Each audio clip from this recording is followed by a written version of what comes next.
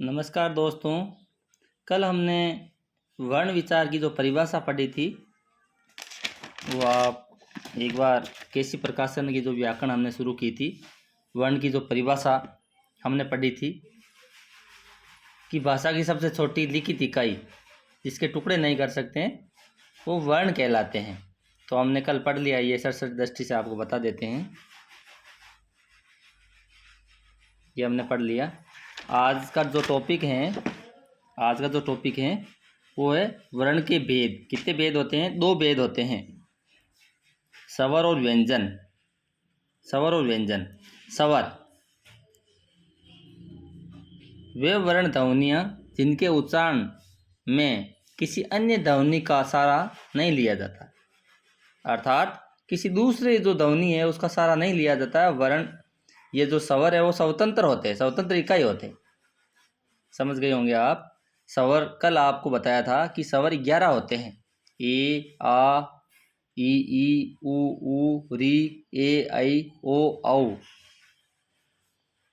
स्वर के कितने भेद होते हैं? मात्रा काल की दृष्टि से स्वर के 2 भेद होते हैं। कितने भेद होते हैं? 2 भेद होते हैं। स्वर जिसमें हसव स्वर जो कि मूल स्वर होता है, हसव स्वर मूल स्वर ए, ई, उ, री, और दीर्घ स्वर होता है। ये कितने होते हैं? 7 होते हैं। और हसव स्वर होते हैं 4। दीर्घ स्वर आ, ई, उ, ए, ऐ, ओ, औ, ये 7 हो गए। हसव स्वर की अब परिभाषा। हसव स्वर वे स्वर ध्वनियाँ जिनके उच्चारण में समय कम लगता है। क्या होता है कि इसके उच्चारण में समय कम लगता है। इन्हें एक मात्रिक या एकल स्वर भी कहते हैं। इन्हें क्या कहते हैं? एक मात्रिक या एकल स्वर, यानी एक मात्रा लगती है। मतलब जैसे ए है, ई है, उ है, री है, इसमें एक मात्रा ही लगती है। कैसे कि ए एक मात्रा, ई ये छोटी जो ध्वनियाँ हैं अर्थात ये वर्ण हैं वो इसमें एक मात्रा ही लगती है। इसके बाद में दूसरा है दीर्घ स्वर। इन स्वर ध्वनियों में उच्चारण में हसव स्वरों की अपेक्षा 2 गुना समय अर्थात दुगुना समय लगता है, यानी द्विमात्रिक होता है। ये 2 मात्रा होती है। जैसे ए और ए, आ एक मात्रा एक की, एक मात्रा एक की, यानी आ की 2 मात्रा हो गई, ई की 2 मात्रा, उ की 2 मात्रा। तो आप समझ गए होंगे कि दीर्घ स्वर वो होते हैं जिसमें समय दुगुना लगता है और मात्रा 2 होती।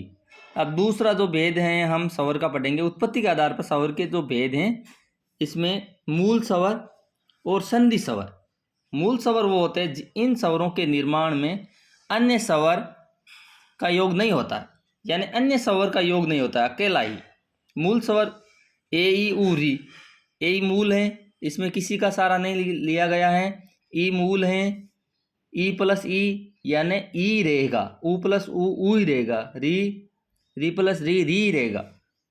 और संधि स्वर का मतलब है कि 2 वर्णों के मेल से वे स्वर जिनका निर्माण 2 स्वर ध्वनियों के मिलने से होता है, यानी वे स्वर जिनका निर्माण इनका निर्माण है 2 स्वरों के मेल से होता है। इसके भी 2 भेद होते हैं, दीर्घ स्वर और संयुक्त स्वर। कितने भेद होते हैं? 2 भेद होते हैं। इसके बाद में ये 2 भेदों के बारे में पढ़ रहे हैं। दीर्घ स्वर आ, ई, उ ये कितने होते हैं? 3 होते हैं दीर्घ स्वर। और इनकी परिभाषा, इन स्वरों का उच्चारण दीर्घ होता है। दीर्घ उच्चारण क्या होता है? दीर्घ यानी बड़ा, अतः इन्हें दीर्घ स्वर कहा जाता है। और संयुक्त स्वर दूसरा है संयुक्त स्वर कितने होते हैं? 4 होते हैं। कितने होते हैं? 4 होते हैं। इन स्वरों का निर्माण 2 भिन्न भिन्न स्वरों के मिलने से होता है। इन स्वरों का निर्माण है 2 भिन्न भिन्न यानी अलग अलग, यानी समान वर्ण नहीं, असमान जो स्वर है इनके निर्माण से संयुक्त स्वर का निर्माण होता है। ये 4 होते हैं। ये भी ए, आई, ओ, औ। देखो आपको बता देते हैं कि आई है और ए है, तो ए 2 वर्णों यानी 2 स्वरों के मेल से बना ए, और ई इनके निर्माण से ए बन गया।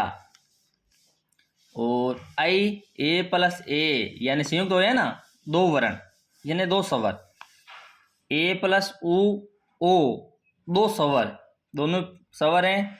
और ए और ओ औ ये दोनों ही स्वर हैं। इस प्रकार से ये वर्ण का जो टॉपिक है कंप्लीट हुआ। धन्यवाद।